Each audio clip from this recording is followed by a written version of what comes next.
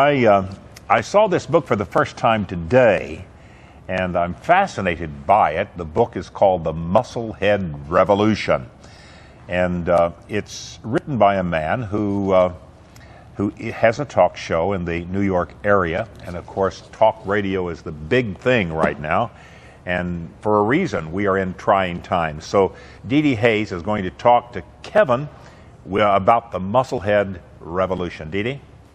Christians. Are you tired of political deceit and media spin and academic manipulation? Well, maybe you're concerned about the direction that our nation is taking, aren't we all?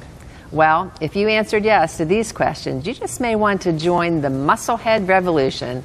And leading the revolution is a young man who says that we must reclaim our nation before the damage is irreversible. Welcome with me, author and national talk show host, Kevin McCullough. So glad to be with you. Oh, it's wonderful to have you here, Kevin. And I love the title of your book, and you're heading a revolution. And tell me what MuscleHead Revolution MuscleHead, everybody giggles when they see the cover of the book. It has nothing to do with steroid shooters on Venice Beach, California. Has everything to do with muscling up that most unused muscle between our ears. And if I can just encourage our society at large to think more clearly, we can change the world.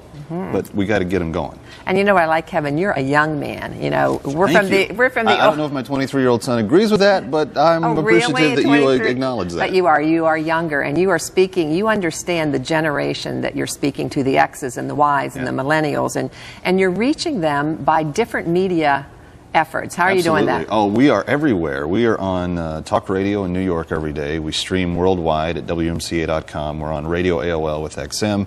We do a daily video commentary that you can see at a number of conservative websites. I write a weekly syndicated column for townhall.com. I keep a blog. We're contributing to the electronic media in massive, massive ways. And if you go to Google and you just put in the term MuscleHead, you're going to find at least a dozen different avenues to get a hold of us. Yeah. So what is to be a musclehead? Yeah. What is the common denominator, the key common denominator among all the muscleheads? Well, thoughtful, reflective people need to exercise their brain to keep it sharp. So people that think, people that admit to what we used to term the sense that is no longer common. Common sense is what it was called in my parents' generation. That's really a pseudonym for truth that comes from God. So when I use common sense, it's kind of a pseudonym, but biblical truth, biblically originated truth from the God who made us. So when you look at Sean Hannity, the other conservative talk show hosts, how do you, and that's what you are probably niched as, conservative talk show host. I'm up against Sean for an hour every day. And you know him well. But what makes you different from the Sean Hannitys and the Rush Limbaughs and the others? I think the fact that I come from an unapologetic biblical worldview and in some ways have a more honest discussion than the other guys do.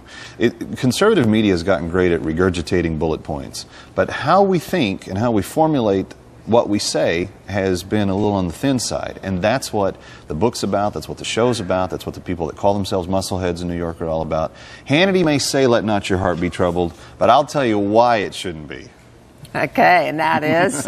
We know why. Because there is an end to the game. We know how the story ends. Right. And those of us that embrace who God is, we've been given the answers to that. And you know, Kevin, I think many times Christians today, we're getting lost in the shuffle a little bit, and we're having a hard time blurring of lines. And I think that we are looking as people, to people as being the enemy. Who do you consider the enemy? The Diabolical Dagger Society, that's a big name for them, but it's basically a secular progressive worldview that seeks to advance concepts that are evil through deceptive means and comes from elite places. So places like Hollywood, the judiciary, halls of Congress, and academia are the four major places we talk about. But they are insisting upon putting this secular progressive worldview that defies God's truth and says this is the way you should live. Well, we kindly and respectfully say no. We actually believe that God is, and because He is, we're subject to Him, we're subject to His truth. That is something that we should be subject to because it will impact our lives, it will impact the world.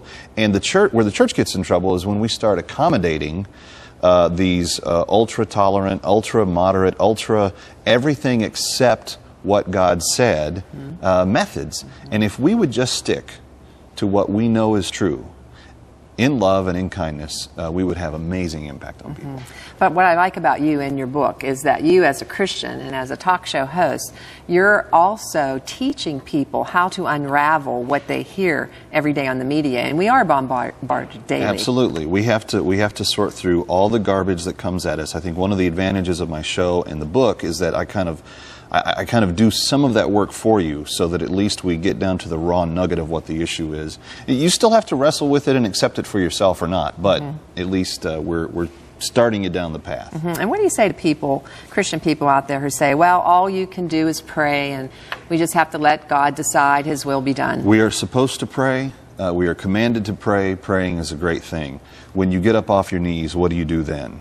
This battle that is being waged against us, against God, is coming at us 24 hours a day, 7 days a week. I don't think that America should be a place where an innocent woman who simply is simply brain injured should be allowed to be put to death by her husband and one judge. I don't believe, as I relay in the book, that there should be an abortion clinic in Southern Illinois that gets away with taking 14-year-old minors and performing abortions on them against the permission of their parents in a society that is supposed to race family. I don't think that we want to be a nation where a 5-year-old boy can be put on under the same starvation technique in Denver, Colorado that Terry Schiavo was. That is not the kind of culture we want to cultivate, but we have allowed it to happen, and the church has partly allowed it to happen because we've chosen to be quiet when we should have spoken.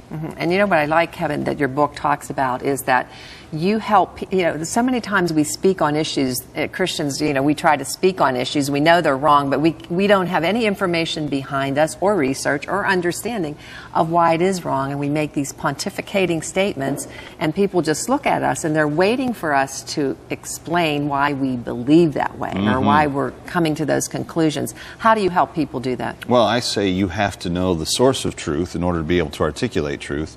I know that to be the Word of God. Spend as much time reading the Bible as you do the newspaper. Don't abandon the newspaper, by the way. You should read one in each hand. But let what you believe out of your faith impact your worldview on everything else, because that's what it's there for. Faith either means everything to you or it means nothing. There's no in between. There's no gray area. It's either on or off. It's like a light switch. And if it's off, shame on us. If it's on, world, look out, because Christians that are fully motivated and empowered by the truth and acting on the truth, we may undergo persecution, we may see troubled times, but we have the contentment, the peace, the joy, knowing that God has ordained our steps to go this direction, that we can, in fact, make a difference. And I like what you said in your book. As you study why people believe certain things, it helps you to be able to then reach and talk to them on their level, because they see that you're a knowledgeable witness. I want people who disagree with me to challenge me on my radio show every day, because it is in the sharpening of the debate, as the debate goes back and forth. And we always put the people that disagree with me on first. But it's the going in the back and forth and the exposing people to truth that you see their minds begin to open up and work. And that's a great thing. Well, you're doing a wonderful job. Thank and we're you. just excited to have you today. The MuscleHead Revolution. You're going to want to pick this up. You can go to your website. MuscleHeadRevolution.com. That's all one word. Okay. But if you go there, and that's my blog, you can read what I'm weighing in on every day. Oh, great. As So well. you can do it daily. If you want an educated view of what's happening in the world today, Kevin's there to help you out with it. Thank you so much for being with us, Thank Kevin. you for having me. And we'll be right back.